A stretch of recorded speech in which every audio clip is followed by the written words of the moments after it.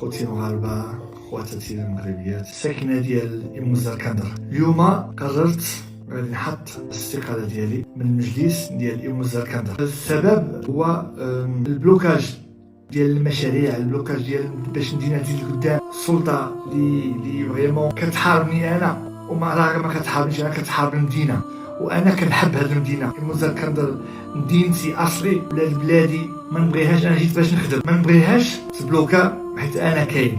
انا جيت باش نزيدها لقدام. اللي صدقت انا هو المشكل، وانا هو اللي كنبلوكيها. نظن الناس اللي كيبلوكيو المشاريع، اللي كيديروا العراقيل، ما كيديرهمش ليا. واخا هما صحاب كيديرهم ليا، راه ما كيديروش ليا، كيديرهم من المدينه ديالي إمو-زركندر، وكيديروا من المواطنين ديال إمو-زركندر. هاد الاستقاله اللي نحطها اوفيسيالمون واحد في شهر 10. كيخصني نسالي المشاريع اللي لونسي المشاريع جداد، نسالي المشاكل اللي عندي دابا في المحكمه بالنسبه لهذا المجلس هذا، باش نخرج نقي من هذا المجلس. وهذا ماشي كان ضعف مني، هذا غير الحب ديال بلادي.